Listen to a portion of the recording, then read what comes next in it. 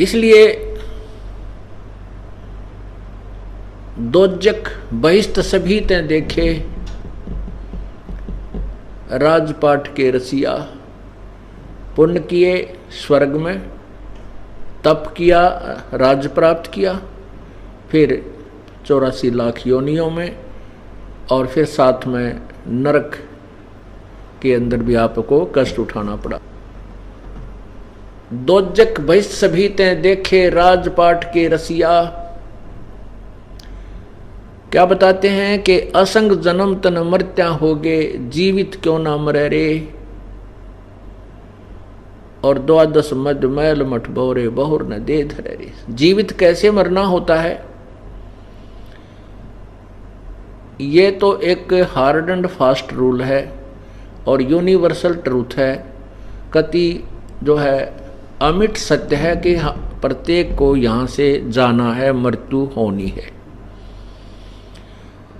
और आप देखते हो, समाचार पत्रों में भी पढ़ते हो, वैसे भी सुनते हो कि एक व्यक्ति जा रहा था, उसने नाइट सर्विस से ही वापस आ रहा था, इतना शीघ्र काम था, बहुत जरूरी आवश्यक कार्य था, और रास्ते में ही आते समय एक्सीडेंट हो गया। अब जिन कार्यों के लिए वो इतनी शीघ्रता किए हुए था कि मैं जल्दी चलूं, कहीं लेट ना हो जाऊं, मेरा काम बिगड़ जा, और वो खुद ही गया। हमारे को इन बातों पर विचार करके करना पड़ेगा, और फिर इन्हीं विचारों से हम उस काल के को लूटे छूट कर सत्संग में आ सकते हैं, नहीं तो कोई तरीका नहीं है।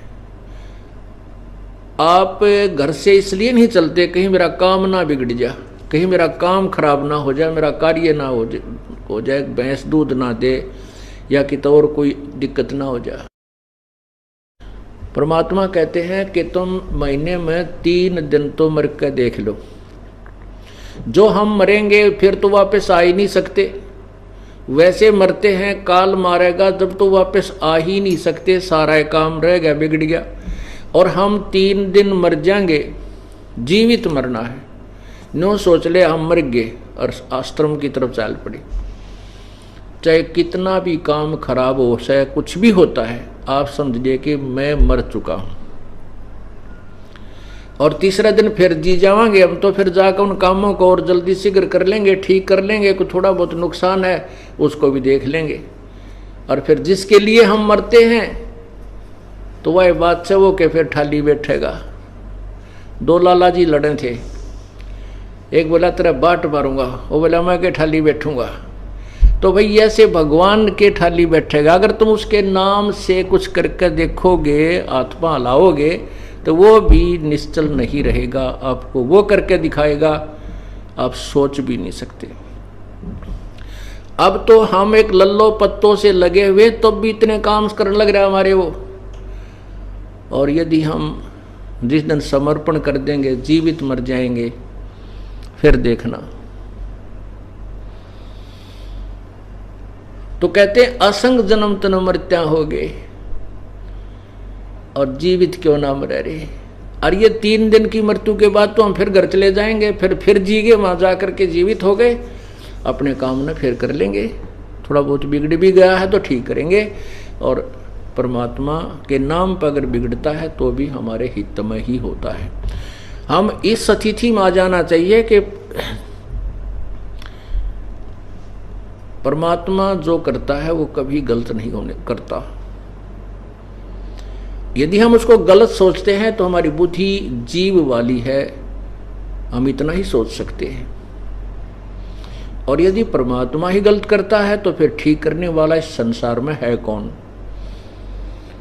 तो क्या बताते हैं,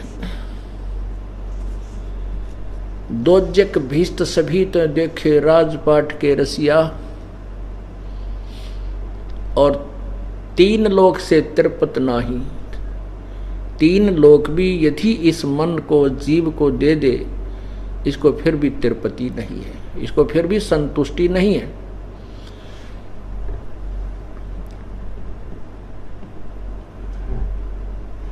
फिर बताते हैं सतगुरु मिले तो इच्छा मिटे, कोई संत मिले, सतगुरु मिले, सच्चा संत मिले तो ये इच्छाएं समाप्त करे,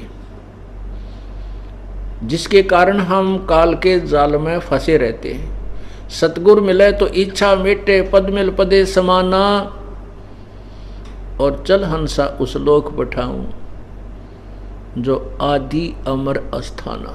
ओए होए, आदि सदा का, कभी नष्ट नहीं होता, अमर स्थान, वो अमर स्थान, सत्यलोक, सच्चा लोक, सतलोक, अविनाशी स्थान।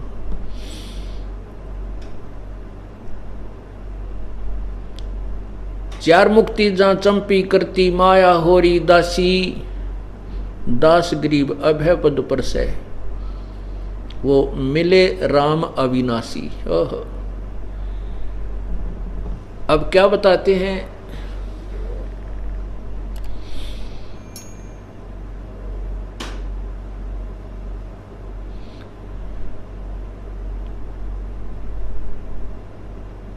पात झड़ता न्यू कहे सुन भई तरवर राय, अब के बिछुड़े ना मिल न जाने कहाँ गिरांगे जाए। जैसे पतझड़ से पहले, बसंत ऋतु से पहले वृक्षों के पत्ते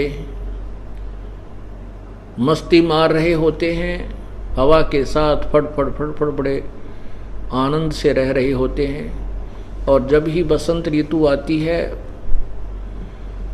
उसको पतझड़ भी बोलते हैं, वो पतझड़ ऋतु आती है तो पीले होकर के वो पत्ते टूट टूट कर गिरने लग जाते हैं।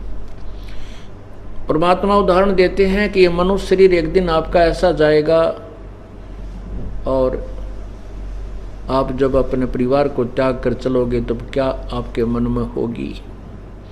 पात झड़ता न्यू कहे सुन भई तरवर राय, अब के बिछुड़े ना मिले ना जाने कहाँ गिरांगे जाए। जैसे पत्ता गिर रहा है वृक्ष से टूटकर, वो कह रहा हो कि अभी हे तरवर राज, हे वृक्षराज, अब चले हम तो, हमारी अलविदा, और पता नहीं कहाँ गिरेंगे, किसी गंदे नाले में पड़कर सड़ेंगे या किसी पशु पक्षी के, किसी पशु के पैर के नीचे आकर कटेंगे। कहने का भाव ये है कि जब ये परिवार का सदस्य अपने भरे पूरे परिवार को त्याग कर जाता है, तब उसके मन में ये आती है कि भगवान पता नहीं कहाँ जन्म होगा, कहाँ जाएंगे, कहाँ जाऊंगा।